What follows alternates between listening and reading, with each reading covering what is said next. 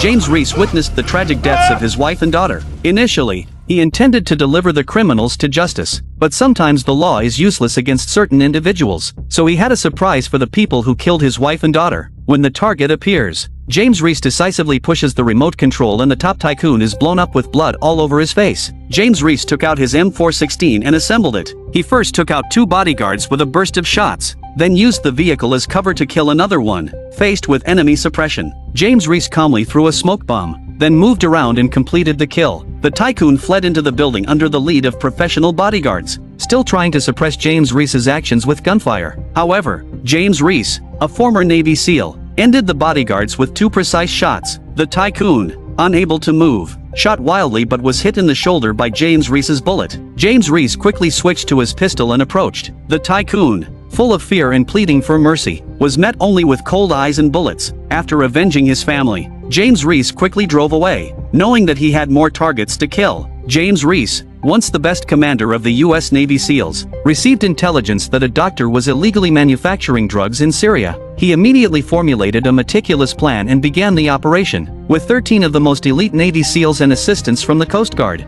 they thought it would be a routine arrest operation. However, as soon as they infiltrated the location, they found a large number of landmines set up. As they prepared to evacuate, they encountered an ambush by enemy forces, and their only way out was blocked by strong firepower. In the end, one Coast Guard member collapsed mentally and triggered a landmine. That trooper!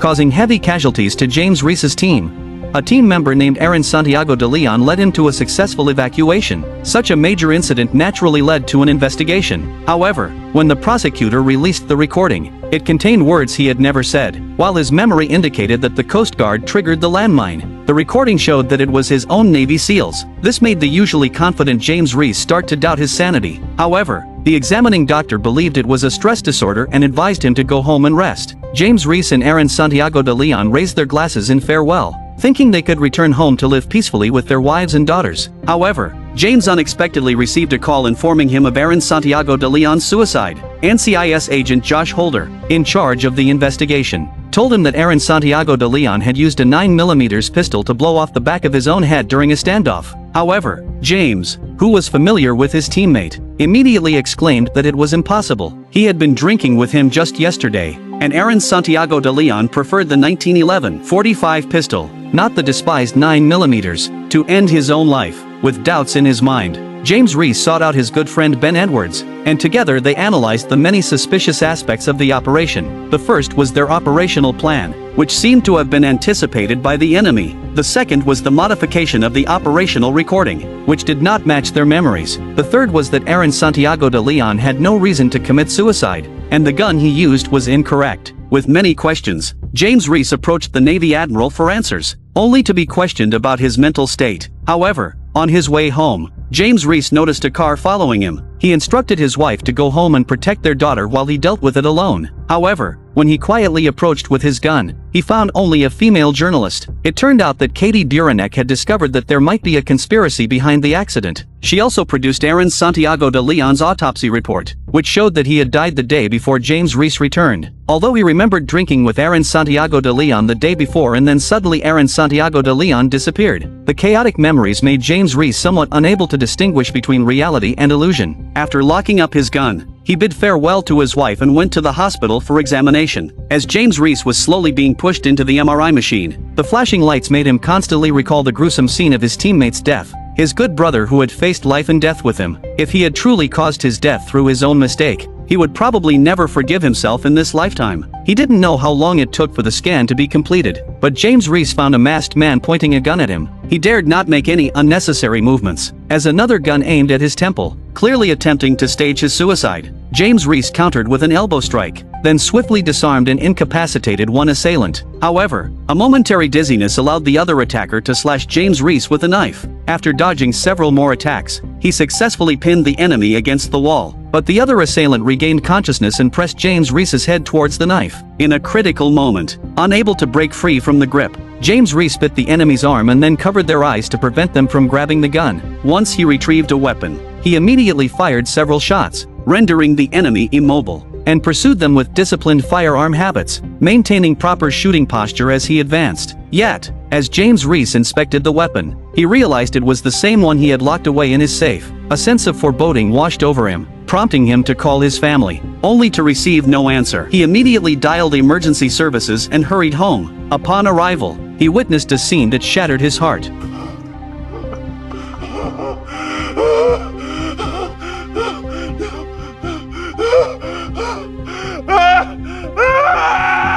James Reece repeatedly apologized to his wife and daughter, desperately wishing it was all just a hallucination. As he looked at the family portrait drawn by his daughter, he vowed to avenge his loved ones by exposing the mastermind behind the scenes. However, NCIS agent Josh Holder, in charge of the investigation, only mentioned that everything was under scrutiny. He even speculated whether James Reece's post-traumatic stress disorder had resurfaced, suggesting he was mentally unstable and responsible for everything. Furious, James Reece sought out the Navy admiral, requesting another department to intervene in the investigation, but was immediately refused. The admiral once again questioned James Reece's mental state, which enraged him to the point of pinning the admiral against the wall. At that moment, Katie Buranek found James Reece again, presenting him with his diagnosis records. She also learned that NCIS agent Josh Holder was the first to arrive at the scene of the shootout, yet he claimed there were no bodies or bloodstains present. It all seemed like either James Reece's delusional combat or someone had cleaned up the traces of the fight in advance. Katie then produced the police report from Aaron Santiago de Leon's case, and James Reece immediately saw the connection. Both cases had NCIS agent Josh Holder as the first responder, which was unusual because the police were typically the first on the scene. This raised suspicions. James Reece immediately began investigating NCIS agent Josh Holder's background on the dark web. The more he looked, the more familiar the face became, until he realized it was identical to that of the assassin he had thought was targeting him. He never imagined it was someone from within, and he added NCIS agent Josh Holder to his hit list, embarking on a mission of revenge. First, James Reece thoroughly investigated NCIS agent Josh Holder's daily routine. While he was out, James Reece quietly infiltrated NCIS agent Josh Holder's home, took photos of the desktop details with his phone, used specialized equipment to copy computer data, and then carefully restored everything to its original state before leaving, as if he had never been there. Ben Edwards, who received the information, quickly discovered that 2 days before James Reece's family was killed, NCIS agent Josh Holder had accessed his fingerprint information from the Navy database, and his fingerprint was the password to open the weapon safe. This meant that even if NCIS agent Josh Holder did not physically commit the murders, he was still culpable for the deaths of James Reece's wife and daughter. Under the cover of a dark night, James Reece, now a vengeful figure, once again infiltrated NCIS agent Josh Holder's home. He first disarmed him by taking away his gun, then woke him up by putting the gun in his mouth. He used zip ties to bind his hands to prevent resistance. Eventually, NCIS agent Josh Holder revealed a name, Saul Agnon,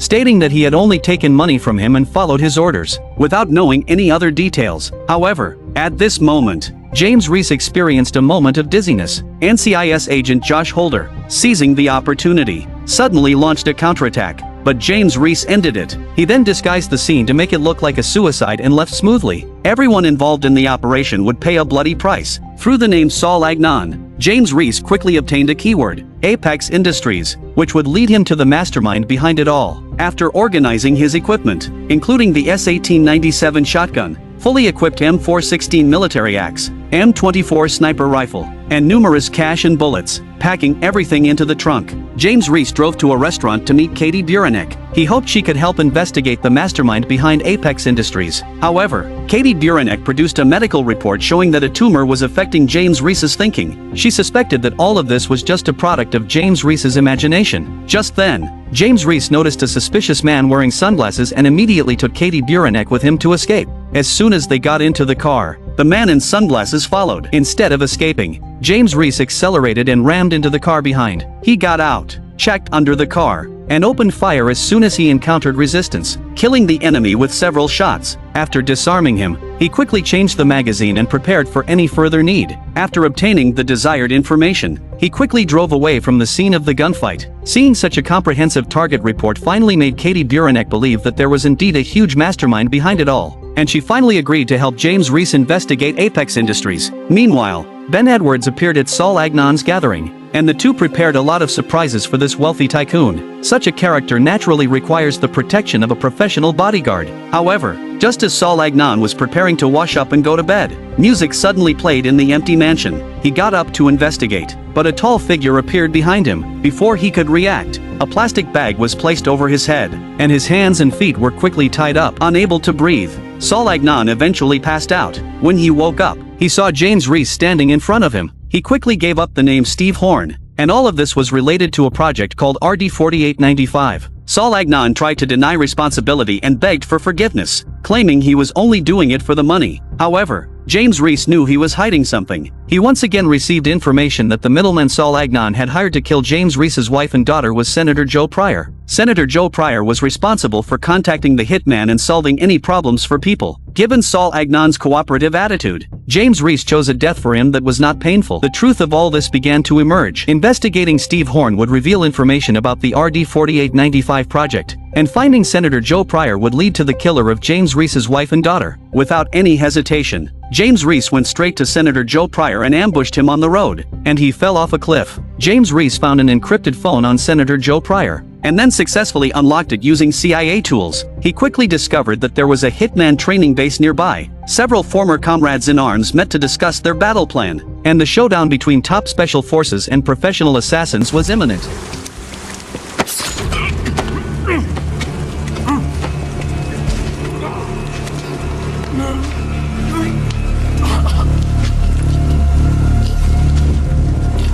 James Reece quietly sneaked into the assassin base with his comrades. Each person was responsible for slowly advancing while shooting arrows, remaining silent throughout the process. They lured out several enemies through radio interference, and the teammates ambushed on the hilltop shot and killed one person. Then, the infiltrators opened fire, and several enemies were killed on the spot. Maintaining their shooting positions, they killed another person, and the fleeing enemies were shot by Ben Edwards outside. Several people inside were also killed by James Reece, while the teammates on the hilltop provided fire support. Ben Edwards emptied his magazine and switched to his pistol to continue shooting. With the cover of his teammates, he reloaded, and several assassins held civilians hostage. One person aimed at a target, confirmed with eye contact, and then opened fire to kill the enemy. Facing the fleeing enemies who were calling for backup, they quickly pursued, maintaining their fire while keeping an eye on the target. At this point, James Reece and the assassin were only separated by a wall. He then saw bloody handprints on the wall, quietly moved to the window, shot the assassin in the shoulder, and then hung him on a hook. The assassin initially spoke arrogantly and used foul language, but the anger over the murder of his wife and daughter made James Reece somewhat irrational. He directly took out a military axe, tore open his bulletproof vest, and resolved him with one blow. When a person is forced to have nothing, he either dies or goes crazy. James Reece wanted to avenge his wife and daughter in the most painful way. As for repentance, he could talk to God about it. Each comrade in arms has their own family and friends. To avoid implicating them, James Reece decided to face the upcoming enemies alone, with only Liz Riley, a single and willing comrade, insisting on staying. Meanwhile, CIA SSA Stephen Ramsey also noticed James Reece's crazy actions. Through investigating the previous assassin, they learned that this person was one of Steve Horn's security forces, so they hoped to cooperate with Steve Horn. However, Steve Horn was very confident in his top security team. At this time, James Reece was monitoring outside the stone building. After carefully analyzing Steve Horn's travel habits, they discovered that he always carried 6 professional bodyguards when he went out. Now,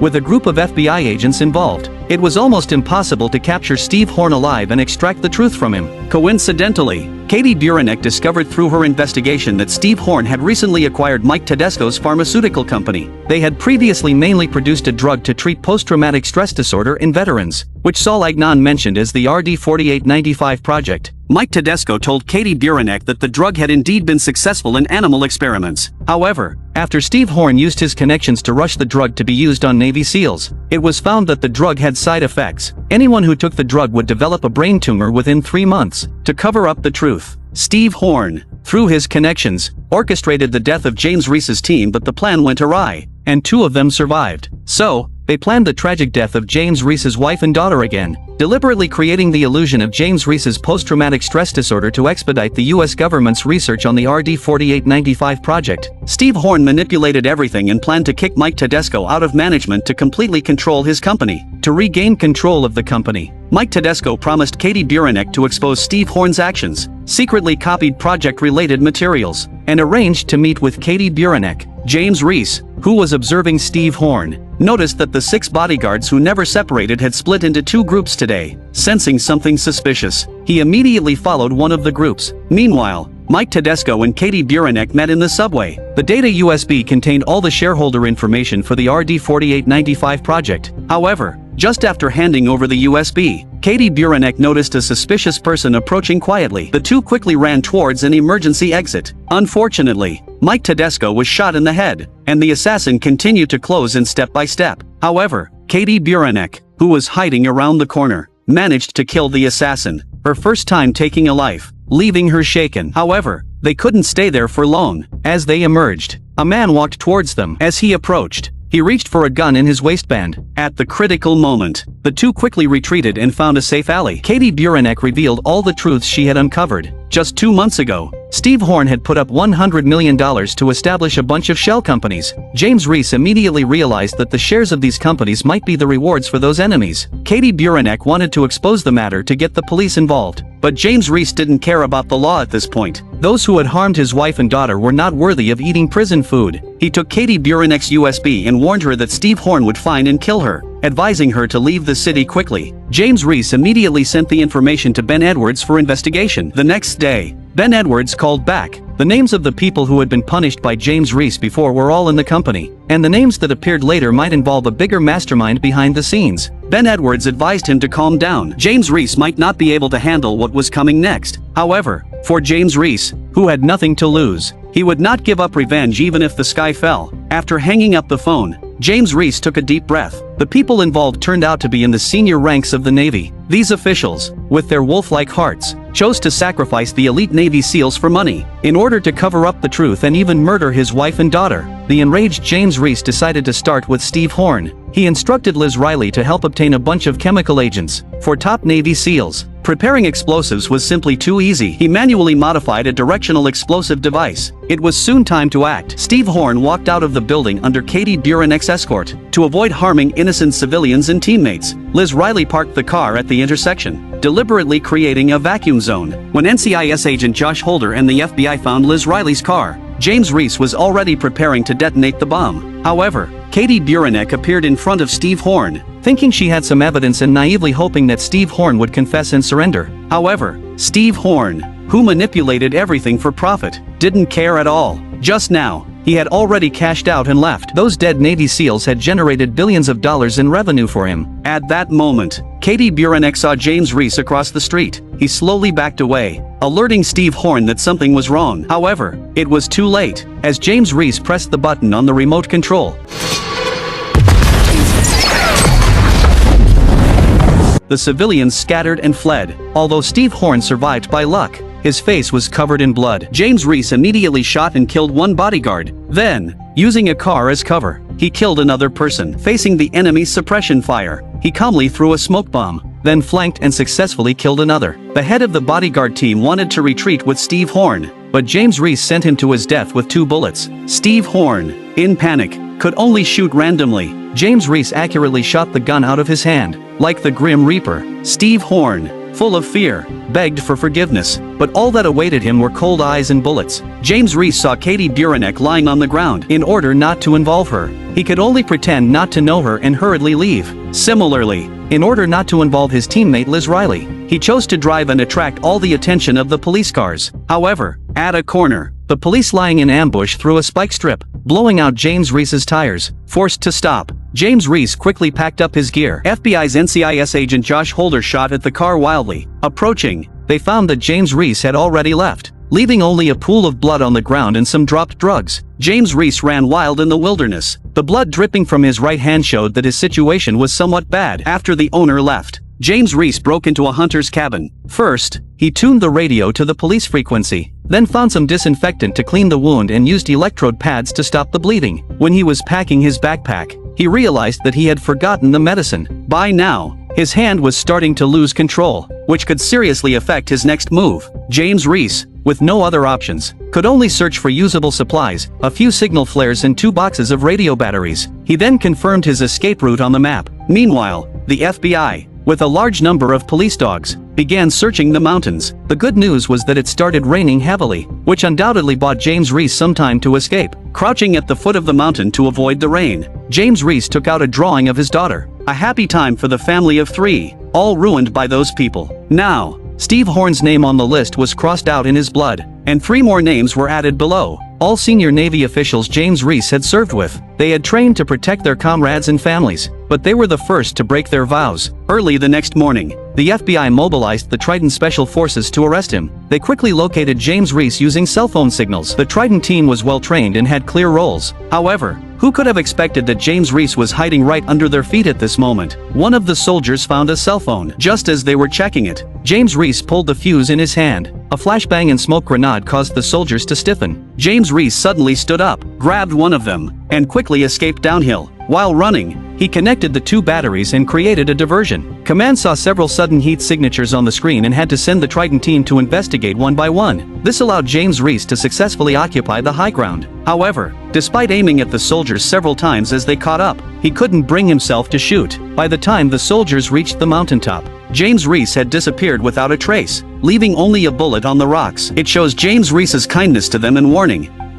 At this moment, James Reece was climbing without any equipment. However, the tumor in his skull caused his arm to tremble continuously, and he fell. Fortunately, the backpack cushioned the fall, and he was not seriously injured. James Reece camped on the spot, ignited a signal flare to heat the blade red, and used the intense heat to cauterize the wound, causing his skin to curl up and stop bleeding. The intense pain even made this tough guy faint. In his unconsciousness, he dreamed of his sweet home, chatting sweet nothings with his wife. However, as they talked, the object in his hand turned into a military radio. SSA Stephen Ramsey wanted to persuade James Reece to lay down his weapons and not to kill innocents indiscriminately. However, James Reece knew very well who was innocent or not. He told SSA Stephen Ramsey that he would stop after killing everyone on the list. The next day, the Trident team resumed their search, this time deploying drones. James Reece noticed and shot down the drones, but his location was already exposed. He reached a soft spot in the mountain soil and buried all the bombs from his backpack. Just as he was about to detonate them, he was surrounded by the soldiers who had caught up with him. James Reece's hand holding the fuse trembled uncontrollably.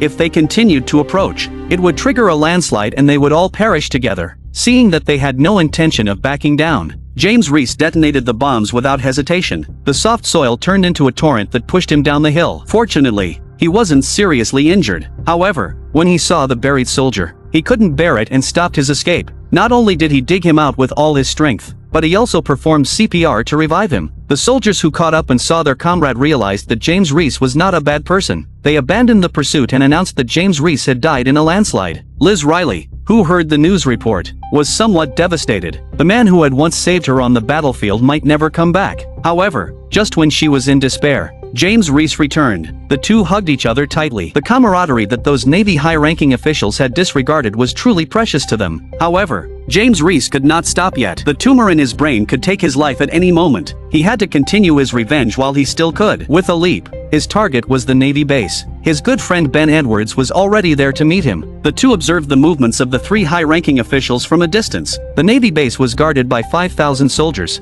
and a direct assault would be suicide. However, Admiral Gerald Piller never left the base. Through Ben Edwards' intelligence, they knew that the 3 high-ranking officials were not unified. Commander Bill Cox and Chief of Staff Aaron Santiago de Leon were already considering retreat, making them the best breakthrough point. That night, Captain Howard was preparing to escape with his family when Ben Edwards had been waiting at the door for a long time. On the other side, James Reece found Commander Bill Cox at the bar entrance, and the two immediately fought without wasting any words. Although Commander Bill Cox was strong and initially had the upper hand, he underestimated James Reece's determination for revenge. Commander Bill Cox's arm was directly twisted and then a sedative needle was injected into his thigh. When he woke up again, he was already tied to a wooden stake by James Reece. He had trained Navy SEALs like this, teaching James Reece to trust his comrades and protect his family. However, he was the first to break his oath, betraying the elite team for money, leading them to die in the dirty sewer. Now, James Reece was going to punish Commander Bill Cox in the same way. As Commander Bill Cox's strength faded, he was finally drowned alive at the edge of the shore. On the other side, Ben Edwards had also brought Captain Howard's family over. Facing James Reece, who seemed like the Grim Reaper, Captain Howard tried to deflect blame while pleading for his family's safety. However, James Reece pointed out that all the Navy SEALs he had killed also had families, and now Captain Howard regretted his actions. James Reece promised to spare Captain Howard's family if he helped him with one thing. That night, Captain Howard visited Admiral Gerald Piller. He was nervous, constantly checking his watch, and seemed unnatural. Admiral Gerald Piller asked him what was wrong, and Captain Howard handed him a phone from his pocket, from which James Reece's voice could be heard. At first, Admiral Gerald Piller didn't care, insulting James Reece and mocking him for thinking he could do anything alone against the 5,000 soldiers at the naval base. However, James Reece didn't respond. Instead, he calmly asked if a high-explosive bomb containing 2,000 steel balls could tear him apart. At this moment, Captain Howard tremblingly opened his shirt.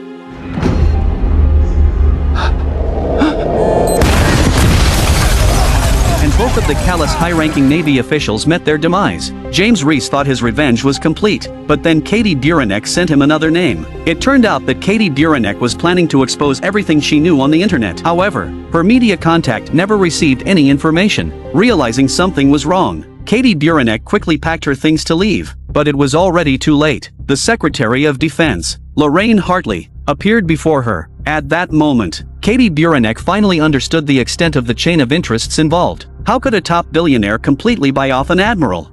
And how could the Secretary of Defense, in order to continue the $700 billion RD-4895 project, allow Katie Buranek to ruin her plans? Knowing she couldn't escape, Katie Buranek sent James Reece the name of the Secretary of Defense. Seeing the name, James Reece's eyes turned cold. Although this ultimate target was unexpected, he was not afraid. The Secretary of Defense took Katie Buranek to her safe house on a remote island, guarded by a dozen professional special forces. She chose this location to deal with James Reece without any official records. However, he ultimately underestimated one person's determination for revenge. James Reece and Ben Edwards had devised a meticulous plan. James Reece would quietly dive to approach the safe house, while Ben Edwards would set up a sniper rifle on the lighthouse for support. When James Reece reached the designated location, Ben Edwards would detonate the yacht with a single shot. Taking advantage of the distraction caused by the explosion, James Reece would quickly advance, eliminating any obstacles. Ben Edwards would provide sniper cover, and also destroy the lighting to create natural cover for James Reece. However, the Secretary of Defense's bodyguards were not idle. They suppressed James Reece from 2 fire points, almost hitting him. Ben Edwards took another shot, providing cover fire for James Reece to move while he reloaded his sniper rifle. James Reece fired back with his handgun while moving, and when he ran out of bullets, he quickly switched to another magazine and continued advancing. However, Ben Edwards noticed that an FBI boat was approaching, and the agents, including SSA Stephen Ramsey, had joined the security detail. James Reece needed to speed up his actions. He used a grenade to kill the enemies behind the car, then approached and shot one man, maintaining his firing position and taking down another. As he entered the building, he quickly shifted his aim, then changed his stance again. After moving upstairs, he switched between left and right hands, entering a hallway that was easy to defend but hard to attack. He used a smoke grenade followed by a thermal imaging scope, and then threw a flashbang grenade. However, at the next corner, the last bodyguard was clearly terrified, raising his hands and opening a security door. Despite James Reece's caution, he decided to end the man's life. Katie Buranek stood in front of James Reece, saying she would expose the Secretary of Defense. However, the Secretary of Defense knew that either she would die at James Reece's hands today, or she would spend the rest of her life in prison. Without waiting for James Reece to make a decision, she resolutely picked up a pistol and ended her own life. At this moment, all the names on James Reece's ultimate list were cleared. Even when caught up by SSA Stephen Ramsey, he calmly removed his equipment. At this moment, life or death made no difference to him. I'm already dead. Afterwards, Katie Buranek exposed all the information she had investigated, revealing the ugliness of RD-4895. However, she found out that there was still one shell company that had not been uncovered. After hesitating for a moment, Katie Buranek finally sent the last name to James Reece. The scene shifted to Ben Edwards vacationing at sea. As he descended into the cabin, James Reece suddenly appeared from behind him, and the last name was none other than his good friend Ben Edwards. It turned out that Ben Edwards, who was responsible for the intelligence, had known all along about the switch involving James Reece's team. Instead of letting them suffer and die in a hospital bed, He preferred these tough men to die on the battlefield. This was how James Reece's team was misled by false intelligence and all perished in the tragic events in Syria. Ben Edwards hadn't spent any of the money he received and had not been involved in anything since. But when he learned that James Reece's wife and daughter had died tragically because of him, Ben Edwards couldn't sit still anymore. He followed James Reece into life and death, just to redeem his own sins. James Reece raised his gun at Ben Edwards, the traitor who had betrayed him. All the enemies received their just punishment, and the family photo with all the names written on it was blown away by the wind. So, do you think James Reece will pull the trigger and kill Ben Edwards? Stay tuned for the next installment in the series.